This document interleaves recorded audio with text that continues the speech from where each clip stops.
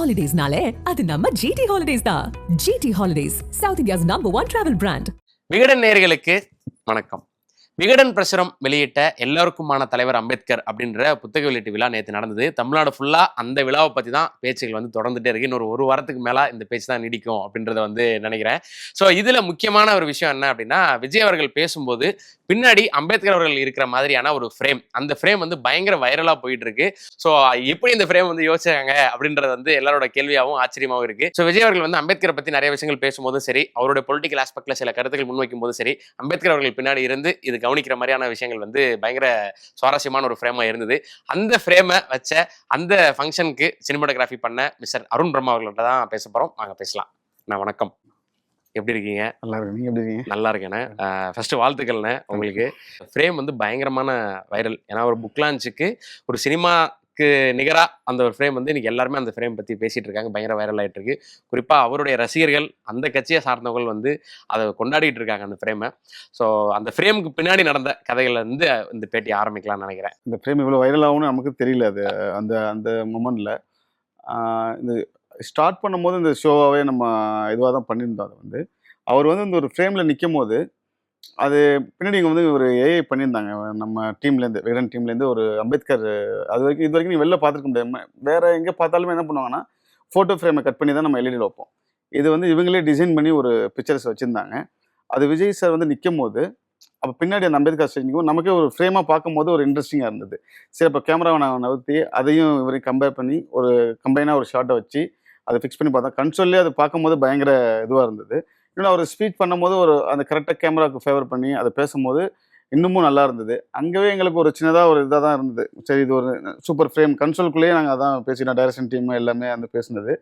அது அது லைவ் வேறு, நம்ம பண்ணது லைவு. டெலிகாஸ்ட் ஆகிடுச்சு, லைவ் முடிஞ்சிடுச்சு. நான் முடிச்சு போய் படுத்துட்டேன். காலையில் எழுந்துச்சி பார்க்கும்போது என் ஒய்ஃப் தான் வந்து காமிச்சாங்க. பார்த்தியா இது போட்டிருக்காங்க, கேமராமேன்லாம் ஃபயர் அப்படின்னு போட்டு கேமரா ஃப்ரேம் நல்லா இருக்குன்னு அவள் வந்து சொல்லும் போது சந்தோஷமாக இருந்தது. அங்கே இவ்வளவு இதாகும்னு நினைக்கல. ஆனால் அங்கே ஒரு ஃப்ரேமாக என்னன்னா, அதுக்கு முன்னாடி வரைக்கும் நாங்கள் அந்த ஃப்ரேமே ஃபிக்ஸ் பண்ணலை. விஜய் சார் வரும்போது சரி வேறு என்ன கொடுக்கலாம் அவருக்கு, ஒரு டிஃப்ரெண்ட்டாக ஒரு ஃப்ரேம் பண்ணலாம் அப்படின்னும் போது சரி சடன்லி தோணுது தான் அது. அந்த இடத்துல ஆனால் அவருக்கு ஒரு ஃப்ரேம் வைக்கணுன்றது டைரக்ஷன் டீம் இவங்க எல்லாமே சொல்லியிருந்தாங்க. முன்னாடி விகடன் டீம் எல்லாமே சொல்லியிருந்தது தான். அவர் பேசும்போது ஒரு ஃப்ரேம் ஒரு இன்ட்ரெஸ்டிங்கான ஃப்ரேமாக இருக்கட்டும், ரெகுலர் ஃப்ரேம் இல்லாமல் அப்படின்னு அதுதான் பிளான் பண்ணி வச்சுருந்தோம். அது இவ்வளோ வைரல் ஆகுன்றது தெரியல. அது வைரல் ஆனதால இன்னைக்கு வந்து நான் உங்கள்கிட்ட பேசிட்டு இருக்கேன். சூப்பர். நான் என்னன்னா அந்த ஈவெண்ட் எவ்வளவு பரபரப்பா இருந்தது, பரபரப்பா இருக்கும் அப்படின்றத நமக்கு புரிஞ்சுக்க முடியுது. ஏன்னா முக்கியமான நிகழ்வு. விஜய் அவர்கள் வந்து மாநாட்டுக்கு அப்புறம் கலந்துக்கிற ஃபர்ஸ்ட் ஒரு மேடை. ஸோ ஒரு அரசியல்லையுமே முக்கியமான நிகழ்வா இருக்குது அப்படின்றது வந்து நீங்க எல்லாரும் பேசிட்டு இருக்காங்க. ஸோ அந்த லைவ் வேற நீங்க சொன்ன மாதிரி நம்ம ரெக்கார்டர் ஷோனா கூட நம்ம என்ன வேணாலும் பண்ணியிருந்திருக்கலாம். ஸோ அந்த பரபரப்புக்கு நடுவில் இந்த கிரியேட்டிவிட்டி எப்படின்றதா எல்லாருக்குமான ஆச்சரியம். இல்லை, அதுதான் சொன்னேன். இப்போ டீமாகவே அவங்க ஃபஸ்ட்டு பேசும்போது இது என்ன ஒரு 3 days முன்னாடியே போனோம். இது வந்து பிளானிங்காகவே இருந்தது. நாங்களே இது வரைக்கும் அந்த வென்யூக்கு நம்ம டீம் கூட விகடன் டீம் கூட வந்து போயிட்டு எங்கெங்கே பிளான் பண்ணணும், என்ட்ரி எப்படி இருக்கணும், தனல் எப்படி இருக்கணும், அப்புறம் உள்ளே வர்றது எப்படி, வரும்போது பார்த்தீங்கன்னா அவங்களுக்கான பிக்சரைசிங் அது எல்லாமே அந்த டீம் பண்ணியிருந்தது. நம்ம கேப்சர் பண்ணோம். அவர் ஸ்டாச்சுவில் வந்து உட்கார அதெல்லாமே பயங்கர இன்ட்ரெஸ்டிங்காக இருந்தது. Selfie moment. இன்னொன்று என்னன்னா, அவங்க வரும்போது பார்த்தீங்கன்னா அந்த மேலே அடிக்கும்போது அவர் எடுத்துட்டார். அதை எடுத்து அவரே வாசிச்சிருப்பார் அந்த இடத்துல. அதுவும் பயங்கர நமக்கு பார்க்கும்போது அங்கே பயங்கர கன்சோல்லே ஒரு சவுண்ட் இருந்தது அந்த மாதிரி. அப்புறம் அவர் உள்ளே வந்ததாக இருக்கட்டும், அதுக்கப்புறம் அவங்களுக்கு ஆனால் அது பிளானிங்கை தாண்டி அவருக்கு ஒரு ஃப்ரேம் பண்ணணும்னு இருந்தது. அது வேற எந்த ஆங்கிலையும் செட் ஆகல. இப்படி வைக்கும் போது கரெக்டாகவும் அந்த பின்னாடி அம்பேத்கர் முன்னாடி சார் இருக்கும்போது அது ஒரு பெரிய கூஸ் பம்பாக தான் இருந்தது அந்த இடத்துலயே அந்த மொமெண்ட் வந்து. அது இல்லாமல் புக்ஸே நாங்கள் இந்த இது வெளியிடுறதே பார்த்தீங்கன்னா மற்றபடி பார்த்தீங்கன்னா ரெகுலராக இருக்கும். சில புக்ஸ் எனக்கு தெரிஞ்சு நான் நினைக்கிறேன் புக்ஸ் கொடுப்பாங்க, அதை வாங்கிப்பாங்க, அப்படி இருக்கும். இதில் பார்த்தீங்கன்னா எல்இடி ஓப்பன் பண்ணி ஒரு 7 to 8 feet ஒரு எல்இடி வந்து ட்ராக்ல வரும். ட்ராக்ல வந்து அது ரொட்டேட்டிங் வராது. 2 மூமெண்ட் இருக்கும். அது வந்து ரொட்டேட் பண்ணி அது நிற்கிறது. அதுக்கப்புறம் பார்த்தீங்கன்னா ஹைட்ராலிக்லேருந்து ஒரிஜினல் புக் வந்து ஃப்ரண்ட்லேருந்து மேலே வரும். அந்த மாதிரிலாம் பிளான் பண்ணியிருந்தாங்க டைரக்ஷன் டீம். அதை கேப்சர் பண்ண விஷயமா இருக்கட்டும், இது எல்லாமே இன்ட்ரெஸ்டிங்காக இருந்தது அந்த இடத்துல. இன்னொன்று என்னென்னா, சேலஞ்சான விஷயம் என்னென்னா லைவ் ஒன்று. அது எந்த இடத்துலையும் எந்த மூமெண்ட்டையும் கேப்சர் இல்லாமல் ஆகிடக்கூடாது அப்படின்றது அதுதான் பிளானாக இருந்தது. எதையும் மிஸ் ஆகிடக்கூடாது, தப்பாகவும் ரியாக்ஷன் கட் பண்ணிடக்கூடாது, பேசும்போது ஏதோ ஒரு இதில் அந்த இதெல்லாம் இருந்தது. அது ஓரளவு நல்லா வந்துச்சு, நல்லபடியாகவும் முடிஞ்சுது. இது எல்லாமே டோட்டல் டீம் ஒர்க்கு. அதில் நம்மளும் அதில் அந்த ஒரு இதில் இருந்திருக்கோம். இன்னொன்று என்ன, ஒரு படமாவோ சீரியலாவோ கண்டிப்பாக ஒரு ஃப்ரேம் வந்து பேசப்படும். இது வரைக்கும் பேசப்பட்டிருக்கு. ஒரு ஷோவில் நான் வந்து எனக்கு தெரிஞ்சு இதுதான் ஃபர்ஸ்ட் டைம்னு நினைக்கிறேன். ஒரு ஷோவா ஒரு வாவ் மூமெண்ட்டாக இப்போ இவ்வளோ கிரியேட் ஆகுதுன்னு தெரியல. இது எல்லாத்தையும் காரணம்னா அந்த ஃப்ரேம் கேமராவை தாண்டி அதில் இருந்தவங்க, பின்னாடி ஒர்க் பண்ணவங்க, அந்த இதுதான் என்னோட.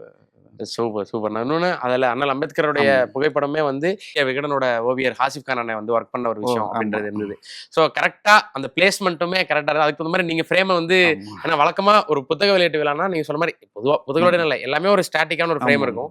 இதுல கொஞ்சம் டயகனல் அது என்ன ஆச்சுன்னா அது ஒரு இன்ட்ரெஸ்டிங்கா தான் இருந்தது. என்னன்னா அவர் ஃபர்ஸ்ட் வந்ததும் அவருக்கு ஒரு பேலன்ஸ் பண்றதுக்கு ஒரு ஹைட் போட்டிருந்தோம். அவர் போடியம்ல அவர் மைக் கரெக்டா இருக்கும், அவருக்கு மைக் ஹைட்டா இருந்துன்னு நினைச்சிட்டு அவர் அந்த போடியம் தள்ளிட்டு கீழே இறங்கிட்டாரு. அப்போ நாங்கள் வச்சிருந்த ஃப்ரேம் வந்து அன்பேலன்ஸ் சரி சின்னதாக ஒரு சின்ன டச் வை கரெக்டாக இருக்கணும். அது பார்த்தா அவரோட ஃபேஸுக்கும் சார் ஃபேஸுக்கும் கரெக்டாக இருந்தது, அம்பேத்கர் ஃபேஸுக்கும் சார் ஃபேஸுக்கும் கரெக்டாக இருந்தது. அது இன்னொன்று அவர் பேசும்போதும் பார்த்தீங்கன்னா அவர் ஒரு ஸ்டைலிஷாக இருந்ததுனால அது ஒரு மாதிரி ஒரு எப்படி சொல்றது, ஒரு ஹீரோயிசமாக ஆயிடுச்சு அந்த இடத்துல வந்து. அந்த ஸோ கிரியேட்டிவான விஷயங்கள்லாம் நடந்தல. இப்போ நீங்கள் சொன்ன மாதிரி எல்இடி ஓப்பன் ஆகி ஒரு புக் வெளியே வந்தது, அதே மாதிரி கீழே இருந்து ஹைட்ராலிக்ல ஒரிஜினல் புக் மேலே வந்தது. இந்த மாதிரியான விஷயங்கள்லாம் வந்து புத்தக வெளியீட்டு விழால நம்ம ஊர்ல இதுதான் ஃபர்ஸ்ட் டைம் அப்படிங்கும் போது ஒரு கிராண்டான விஷயமா பார்க்கப்பட்டுச்சு. ஸோ இதெல்லாம் ஒரு கிரியேட்டிவ் பர்சனா, ஒரு சினிமோட்டோகிராஃபரா எவ்வளோ ஈவெண்ட்ஸ் நீங்க பண்ணியிருந்திருப்பீங்க. உங்களுக்கு இதுல வாவ் ஃபேக்டர்னு நீங்க பார்த்தது என்ன? இல்லை, ஓவராலாகவே அப்படி தான் இருந்தது. நான் நினைக்கிறது என்ன, ஸ்டார்டிங்லேருந்து சொல்கிறேன், ஒரு என்ட்ரிலேருந்தே அந்த ஒரு வாவ் ஃபேக்டர் இருந்தது. அவர் வரதா இருக்கட்டும், இங்கே வந்து அவங்க புக்கு வெளியிடுறதா இருக்கட்டும். ஏன்னா நார்மலாக என்ன பண்ணுவாங்கன்னா கொடுப்பாங்க, அதை ரிசீவ் பண்ணிப்பாங்க, அப்படி தான் இருக்கும். அதுக்கு ஒரு கிரியேட்டிவ் ஐடியா பண்ணி அதை இன்ட்ரெஸ்ட் அது வந்து என்னன்னா, நான் இவங்க கூட விகடன் கூட நான் ஒரு 7 வருஷமாக ட்ராவல் பண்ணுறேன். இவங்களோட அவார்ட்ஸ் எல்லாமே பண்ணிட்டு இருக்கேன், கண்டினியூவாக ஃபிலிம் அவார்ட்ஸு, சின்ன தேவை அது எல்லாமே பண்ணிகிட்டு இருக்கேன், உங்களுக்கு ஒர்க் பண்ணிகிட்டு இருக்கேன் கேமராமேனா. எல்லாமே இவங்க கிரியேட்டிவ் தான் என்னை பொறுத்த வரைக்கும். நான் அப்படி தான் நினைக்கிறேன். ஏன் எப்படின்னு நினைப்பேன்னா, சில அவார்ட்ஸ்லாம் போனோம்னா ஒன்லி அவங்க வர கெஸ்ட்டை மட்டும் தான் பார்த்துப்பாங்க. இதில் மட்டும்தான் எனக்கு தெரிஞ்சு, நான் இவ்வளோ நிறைய வெளில பண்ணியிருக்கேன். இதில் என்ன நினைக்கிறேன்னா, வர்றவங்களுக்கு டாய்லெட் வசதி இருக்கணும் ஃபஸ்ட்டு பார்ப்பாங்க, ஒரு வெனியூ பார்க்குறதா இருந்தால் கூட. இன்னொன்று வர்றவங்களுக்கு ஃபுட்டு கொடுக்கணும். இப்போ ஒருவேளை ஒரு ஃப்ளோருக்குள்ளே வந்து அந்த ஃபுட்டு கொடுக்க இல்லைன்னா அவங்க அந்த ஃப்ளோரே எடுக்க மாட்டாங்க, வேறு எங்கேயாவது போயிடுவாங்க. அது வேறு எங்கேயும் பார்க்க முடியாது.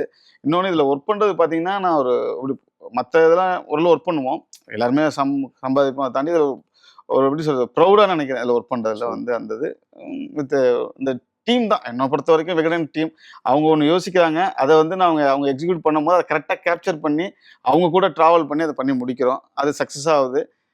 அது சந்தோஷமா இருக்கும், ரொம்ப சந்தோஷமா இருக்கு. சூப்பர்ண்ணா. ஸோ இந்த ஏஐ ஜென்ரேட் பண்ண அம்பேத்கர் இருக்காரு, அது ஒன்று இன்னொரு வீடியோ ஒன்று பண்ணியிருந்தாங்க, அது செம இன்ட்ரெஸ்டிங்காக இருந்தது. அது பார்க்கும்போது அது நமக்கே ஒரு பெரிய கூஸ் பம்பாக இருந்தது. அப்போ கண்டிப்பாக அவங்க பார்க்குற ஆடியன்ஸுக்கு வைரல் ஆகிருக்கணும். என்னோட இது இன்னும் பெரிய லெவலில் வைரல் ஆகிருக்கும் அதுன்னு நினைக்கிறேன். ஏன்னா இப்போ நீங்கள் சினிமா ஈவெண்ட்ஸு அப்படின்றதுல தாண்டி இப்போ புக் லான்ச் ஃபங்க்ஷன் அப்படின்னு இப்போ விகடனோட தொடர்ந்து அசோசியேட் பண்ணனால கேட்குறேன். ஸோ கிரியேட்டிவான ஆஸ்பெக்டில் நிறைய விஷயங்கள் நம்ம வந்து நம்ம சைட்லேருந்து ஒன்று பண்ணிட்டு இருக்கோம். ஸோ இதில் ஒரு விகடனோட ஹிஸ்ட்ரி ஒரு பக்கம் பயங்கரமாக இருக்குது. விஜய் சார் ஒவ்வொன்றா பார்த்தாங்க, விஜய் சார் மட்டும் இல்லை, ஆதவர்ஜுனா சார் எல்லாருமே, ஆனந்த் கல்டுபிளே சார் எல்லாருமே பார்த்துட்டு இருந்தாங்க. ஸோ இன்னொரு பக்கம் இந்த செல்ஃபி மூமெண்ட்டு, அம்பேத்கருக்கான சிலை வச்சு அதுக்கு மாலை போடுறது, இது எல்லாமே நீங்கள் கேரி பண்ணணும், லைவ்ல இதெல்லாம் இது பண்ணணும். அப்படிங்கும்போது ப்ராக்டிக்கல் டிஃபிகல்ட்டிஸ் ஏதாவது இருந்துச்சு அவங்களுக்கு? இல்லை இருக்கு. என்னன்னா இது வந்து எப்படின்னா, நம்ம ஒரு பிளேஸ் பண்ணி அதில் நின்று எதுவுமே பண்ண போறது கிடையாது. ஏன்னா லைவ் அவங்க அதுவாக ஒன்று நடக்கும், மூமெண்ட்லேயே நடக்கிறது, அதை கரெக்டாக கேப்சர் பண்ணிடணும். அது மட்டும் தான் தோணுச்சு. ஏன்னா லைவ்ல போறதுனால இன்னும் சிங்கிள் கேமரா தான் வெளியில இருக்கும் போதெல்லாம் வரும்போது எல்லாமே சிங்கிள் கேமரா இருந்தது. அதனால அதில் முடிஞ்ச அளவு என்ன அதை கேப்சர் பண்ண முடியும். ஏன்னா ஃபேஸஸ் தெரியாம ஒரு மாலை போடுறதா இருக்கட்டும், பூ வைக்கிறதா இருக்கட்டும், எதுவும் கட் ஆகிடக்கூடாது. இன்னொன்று எந்த இடத்துலையும் தடுக்கியோ ஏதோ விழுந்தோ ஏதோ ஆகிடக்கூடாது, அந்த இடத்துல எதுவும் ஃப்ரேமாக மிஸ் ஆகிடக்கூடாது, சேஃப்டியாகவும் வரணும் அப்படின்ட்டு. அதுக்கு அதை ஆப்ரேட் பண்ண கேமராமேன்ஸும் அதுதான். நம்ம வந்து ஒரு விஷயத்த சொல்கிறோம், ஒரு 10 கேமரா இருக்குன்னா அதில் ஆப்ரேட் பண்ணுறவங்களும் அதில் இருக்காங்க. 10 கேமராமேன். சினிமாலாம் பார்த்தீங்கன்னா, சீரியல்லாம் பார்த்தீங்கன்னா ஒரு சிங்கிள் கேமராமேன் அவர் மட்டுமே ஹேண்டில் பண்ணுவாங்க.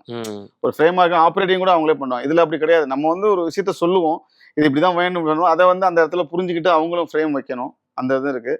இது எல்லாமே ஓவரால் அந்த அவங்க எல்லாரோட டீம் ஒர்க் அது எல்லாமே சேர்ந்து அது நல்லா வந்துச்சு. இன்னொன்று ஆன்லைன் எடிட் பண்ணுறவங்க, அப்புறம் டைரக்ஷன் டீம் அவங்களோட இன்புட்டு, இது எல்லாமே சேர்ந்து அந்த இடத்துல நல்லா வந்துச்சு. எனக்கு தெரிஞ்சு எந்த இடமும் மிஸ் ஆகாமல் எல்லா இதையும் கேப்சர் பண்ணிட்டோன்றது நினைக்கிறேன். அந்த எவ்வளவு நிறைவா இருக்கு. ஏன்னா கிட்டத்தட்ட 20 வருஷமா நீங்க இண்டஸ்ட்ரியில இருக்கீங்க, படங்கள் ஒர்க் பண்ணிருக்கீங்க, அவ்வளோ சேனல்ஸ்ல அவ்வளோ ரியாலிட்டி ஷோஸ் ஈவெண்ட்ஸ் பண்ணிருக்கீங்க. பட் நீங்க சொன்ன மாதிரி ஒரு படத்துக்கோ இல்லை ஒரு வெப் சீரிஸ்ல சீரியல்ல இந்த மாதிரினா தான் ஃப்ரேம் வந்து கவனிக்கப்படும். ஒரு புத்தக வெளியீட்டு விழால ஒரு ஃப்ரேம் கவனிக்கப்பட்டது அப்படின்றது வந்து ஃபர்ஸ்ட் டைம். அது என்னோட இதுலயே வந்து என்னன்னா, இப்போ நம்மளே பார்ப்போம், ஒரு பிசி ஸ்ரீராம் சொல்லுவாங்க இந்த இதுக்கு, அது மாதிரி சீரியல் பண்ணும்போது இல்லை இதில் என்னென்னா, நம்ம ரியாலிட்டி ஷோ நிறைய பண்ணுவோம், டைம் எடுத்து லைட்டிங் பண்ணி ஒரு டான்ஸ் பர்ஃபார்மன்ஸாக இருக்கட்டும், ஒரு வேறு இதில் பண்ணும்போது நிறைய பண்ணுவோம். அதில் சொல்லுவாங்க அந்த இடத்துல நல்லா இல்லை டெலிகாஸ்ட் ஆகும்போது ரொம்ப நல்லா இருந்தது, லைட்டிங் நல்லா இருந்தது, நல்லா பண்ணியிருந்தீங்க அப்படின்னு சொல்லுவாங்க. அதுதான் நமக்கு இது வரைக்கும் கிடைச்ச ஒரு பாராட்டா இருக்கும். இந்த ரியாலிட்டி ஷோ பேஸ் இதுல சொல்றேன், அந்த இதுல சொல்றேன். ஆனா இது ஃபர்ஸ்ட் டைம் இப்படி ஒரு வைரல் ஆகி ஒரு ஃப்ரேமா அது வந்து ஒரு அது என்னன்னா ஒரு இந்த ஸ்டோரியோட கனெக்ட் ஆன மாதிரி ஆயிடுச்சு அந்த ஃப்ரேம் வந்து அவர் பேசும்போது. இந்த ஏன்னா இதில் பார்த்தீங்கன்னா நீங்கள் கண்டினியூவாக அந்த ஷோ பார்த்துட்டு வந்து லைவ் பார்க்கும்போது தெரிஞ்சதுன்னா இந்த ஃப்ரேம் வந்து முன்னாடி நம்ம காமிச்சிருக்கே மாட்டோம். புரியுது. எல்லாரும் பேசும்போது இருந்திருக்காது. அந்த டயத்தில் அவர் வரும்போது ஒரு சின்ன இது இருக்கணும், கொஞ்சம் நல்லா இருக்கணும் அப்படின்னு நினைக்கும் போது இந்த ஃப்ரேமை ஃபிக்ஸ் பண்ணோம். அது இவ்வளோ தூரம் நம்மளை இவ்வளோ வைரலாக இருக்குன்னு காலைல உங்க வைஃப் வந்து காமிச்சு சந்தோஷப்பட்டாங்கன்னு சொன்னீங்க. எவ்வளவு பாராட்டு மலைகள் குவிஞ்சிக்கிட்டு இருக்கு. இல்லை நிறைய சொன்னாங்க. என்னோட சார் நான் வந்து ராகவன் சொல்லிட்டு சுல்லான் படம் பண்ண ஒரு கேமராமேன் ஒர்க் பண்ணேன். அவரு ஃபோன் பண்ணி என்னடா ஒரு ஃப்ரேம்ல வைரல் ஆகிட்ட பிறகு அப்படின்னாங்க. இந்த எப்படி சொல்ல ஒரே நாளில் இதாகும் ஓவர் நைட்ல அந்த மாதிரி அவங்க நிறைய ஃப்ரெண்ட்ஸ் இந்த சர்க்கிளில் இருக்கிற ஃப்ரெண்ட்ஸுங்க, டைரக்டர்ஸுங்க, மற்ற சேனல் ஒர்க் பண்ண டைரக்டர்ஸு சில பேர்லாம் நாங்கள் பார்த்துட்டு இருக்கும் போதே ஒரு சின்ன லைவ் பார்த்துட்டு இருந்தாங்களே, பார்க்கும் போதே அப்போவே எனக்கு தெரிஞ்சுது அவரு பயங்கரமாக இருக்குது இந்த ஃப்ரேம் அப்படின்ற மாதிரி இருந்தது. அது அந்த டைமிங் அது அதுல இருந்தவங்க 2 பேரும் தான் அது முக்கியம் நான் நினைக்கிறேன். அம்பேத்கர் அவர்களும் விஜய் அவர்களும். Okay okay. ஸோ உங்களை பத்தி தெரிஞ்சுக்கணும்னு நினைக்கிறேன். ஏன்னா 20 வருஷ டிராவல் இன்னைக்கு டெலிவிஷன் இண்டஸ்ட்ரியில முக்கியமான சினிமோட்டோகிராஃபரா இருக்கீங்க, மோஸ்ட் வாண்டட் சினிமோட்டோகிராஃபரா இருக்கீங்க. உங்களோட பயணத்தை பத்தின விஷயங்கள், ஒரு ஹைலைட்டான விஷயங்கள் தெரிஞ்சுக்கணும். ஃபர்ஸ்ட் நீங்க எந்த ஊரு, எப்படி இதுக்குள்ள வந்தீங்க? என்னோட ஊர் வந்து திருத்துறைப்பூண்டி. திருத்துறைப்பூண்டியா? ஆமா. ஏன்னா அங்கதான் எனக்கு சொல்லும் போது சொல்லலாம்னு நினைக்கிறேன். ஏன்னா எஸ்என் வாசன் சார் இருக்காங்க, அவங்களும் வந்து எஸ்எஸ் வாசனாரும் அங்கதான் பிறந்தது, அங்கதான் இருந்து அவங்க வீடு இன்னமும் இருக்கு. பழைய வீடு இருந்த இடம்லாம் பார்த்துருக்கேன். அந்த ஊர்லேருந்து தான் வந்திருக்கேன். நான் வந்து இங்கே வந்து சரவணா வீடியோ சென்டர்னு ஒரு கம்பெனி, அதில் வேலை பார்த்தேன். அதில் வேலை பார்த்து 8 இயர்ஸ் தான். கணேசன் பெரியவர்னு அவர் மூலிமா தான் கேமரா அட்டெண்டராக தான் ஆரம்பித்தேன் என்னோட இதை லைஃப் இதை. அப்புறம் அங்கேருந்து நான் எனக்கு ராகவ் சார் வந்து பரிச்சயம், அவர் சுல்லான் கேமராமேன், அவர்கிட்ட போய் ஜாயின் பண்ணேன். அவர்கிட்ட ஜாயின் பண்ணி ஒரு 8 இயர்ஸ் ட்ராவல் பண்ணேன். அப்புறம் அவர் படங்கள், அவர் படம் கமர்ஷியல், அப்போ வந்து ரியாலிட்டி ஷோ வந்து இந்த அளவு ஃபேமஸ் ஆகலை அந்த டயத்துலலாம். ஓகே. அப்போ தான் வந்து அப்கமிங்காக வந்துட்டு இருந்தது. அப்போ வரும்போது அவரும் அந்த இதுக்கு ஸ்டெப் எடுத்து வச்சாங்க, நம்மளும் அவங்க கூட போனோம். அப்போ அதில் நமக்கு நல்ல சர்க்கிள்ஸ் நிறைய கிடச்சி. அப்போ சேனல்ஸ் நிறைய வந்துச்சு, சேனல்ஸ்களும் பெருசாக வர ஆரம்பிச்சது. இப்போ சன் டிவி அந்த மாதிரி ரியாலிட்டி ஷோ, ஜிடிவி இந்த மாதிரி ஷோக்களில் சிங்கிங் ஷோ, டான்ஸ் ஷோ அந்த மாதிரி பண்ணிட்டு இருந்தேன். வேற லாங்குவேஜ்லயும்? வேற லாங்குவேஜ் கன்னடா பண்ணியிருக்கேன். கன்னடாவில் தான் நிறைய பண்ணியிருக்கேன். கலர்சன், ETV அந்த மாதிரி. ஹைதராபாத்தில் பண்ணியிருக்கேன், கேரளா, அங்க எல்லா சவுத்துல எல்லாமே. நம்ம ஹிந்தி போறது இல்லை, அங்க போறது இல்லை. சவுத்துல இருக்கிற 4 லாங்குவேஜ்லயும் பண்ணிட்டு இருக்கோம். ஓரளவு சொன்னா தெரியும். ரியாலிட்டி ஷோல இருக்கிற ஒரு நேம் அருண் சொன்னா ஓரளவு தெரியற அளவு பண்ணிட்டு இருக்கோம். அது மாதிரி அது என்னன்னா அது பண்ணும்போது ஆடியோ லான்ச்சஸ் வந்துச்சு. அப்புறம் வந்து நிறைய அவார்ட் ஷோ வந்துச்சு. அப்படி இருக்கும்போது நம்ம விகடனோட பரிச்சயம் கிடைச்சிது. ஃபர்ஸ்ட் கண்ணன் சார் அவங்க எல்லாம் இருக்கும்போது பண்ணது அந்த வந்து அப்படியே இவங்களுடன் ட்ராவல் பண்ணிட்டு இருக்கேன். அது வந்து இன்னைக்கு இந்த ஒரு புக் வெளியீட்டுல அந்த ஒரு ஃப்ரேம்ல நம்ம வந்து நீ உட்காந்து பேசிட்டு இருக்கேன். சூப்பர்ண்ணா. ஏன்னா கிட்டத்தட்ட 20 வருஷம் நீங்க உழைச்ச உழைப்புக்கான விஷயங்கள் வந்து ஏதோ ஒரு இடத்துல நம்ம ரெகக்னிஷன் கிடைக்கும் அப்படின்றது வந்து இது ஒரு மிகச்சிறந்த உதாரணம் அப்படின்னு நினைக்கலாம். கண்டிப்பா. இன்னொன்று என்னன்னா, நீங்க மற்ற எல்லாத்துலேயும் ஒரு ரெகக்னைஸ் கிடைச்சிடும் நினைக்கிறேன். என்னோட சினிமா டிவியில் சீரியல் பண்றவங்களுக்குலாம் இந்த ரியாலிட்டி ஷோல அதான் மெயினாகவும் நான் வந்து பேசணுன்றது வந்ததும் அது ஒரு இதாக. ஏன்னா அதில் யாருக்குமே பெருசாக இருக்காது. அது அன்னையோட மறந்துடுவாங்க. அந்த ஒரு டெலிகாஸ்டில் அன்னைய நாளோட மறந்துடுவாங்க. அது ஒரு ஃப்ரேம் வைரல் ஆகி அது இந்த லெவலில் உட்காந்துருக்கும் போது ரொம்ப ஹாப்பியாக இருந்தது, ரொம்ப சந்தோஷமாக இருந்தது. சூப்பர்ண்ணா. ஏன்னா இந்த ஃப்ரேம் பற்றி பேசும்போது ஏன் இந்த ஃப்ரேம் இவ்வளோ வைரல் ஆகிட்டு இருக்கு அப்படின்னும் போது மாநாடு அவங்களுக்கு நடந்தது விக்கிரவாண்டியில். அதில் கூட இந்த மாதிரியான விஷயங்கள் வந்து அதில் எல்லாமே ஒரு அவரோட க்ளோஸ் ரேஞ்ச் ரியாக்ஷன்ஸ் அவரோட பேசும்போது ஒரு அது கேப்சர் ஆகல. இதுல வந்து அவர் கரெக்டான க்ளோஸ் ரேஞ்ச் இருக்கும். அதே மாதிரி கரெக்டா அம்பேத்கரும் அந்த பேக்ல இருப்பாங்க. எனக்கு தெரிஞ்சு அதுதான் நீங்க சொன்ன மாதிரி அதுதான். ரொம்ப சந்தோஷம்ண்ணா உங்களை சந்திச்சதுல. ஸோ உங்களோட டிராவல் பத்தி என்னன்றது ஒரு ஷார்ட் அண்ட் ஸ்வீட்டா நீங்க வந்து சொல்லிட்டீங்க. ஸோ 20 வருஷம் ஒரு ஃபீல்ட்ல வந்து பயங்கரமா கலக்கிட்டு இருக்கீங்க. இதுக்கப்புறமும் உங்களுடைய வேலைகள் வந்து சிறப்பாக அமையறதுக்கு வாழ்த்துக்கள்ண்ணா. Thank you so much. தேங்க்யூ. ஹாலிடேஸ்னாலே அது நம்ம GT Holidays தான். GT Holidays, South India's #1 travel brand. You know you are special when you're with GT Holidays.